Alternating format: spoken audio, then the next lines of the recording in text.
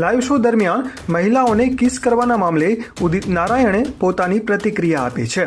જોકે ઉદિત નારાયણે જે પ્રતિક્રિયા આપી તેવી પ્રતિક્રિયાની તેમની પાસેથી આશા નહોતી. માફી માંગવાને બદલે તેમણે આ બાબતે અજીબ નિવેદન આપ્યું છે. તાજેતરમાં એક જગ્યાએ લાઈવ શો દરમિયાન ઉદિત નારાયણે અનેક મહિલાઓને પપ્પી અને કિસ કરી.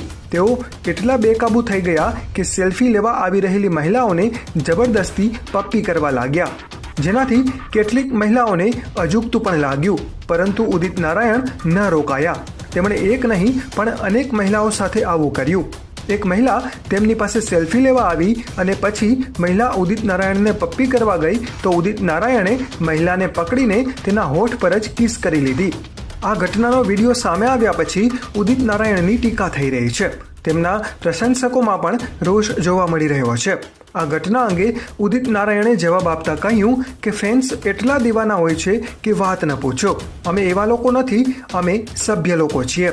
કેટલાક અન્ય લોકો તેમને પ્રોત્સાહિત કરે છે અને તેઓ અમારા પ્રત્યે પ્રેમ વ્યક્ત કરે છે.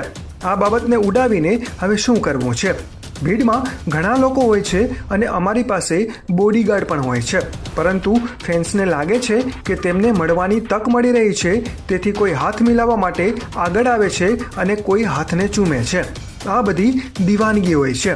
તેના પર આટલું ધ્યાન ન આપવું જોઈએ. ઉદિત નારાયણના આ નિવેદનથી બધા લોકોને આશ્ચર્ય થઈ રહ્યું છે.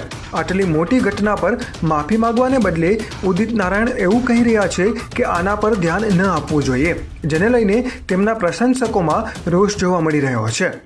ઉદિત નારાયણની આ સ્પષ્ટતા અંગે તમારું શું માનવું છે? કોમેન્ટ કરી જરૂર જણાવો.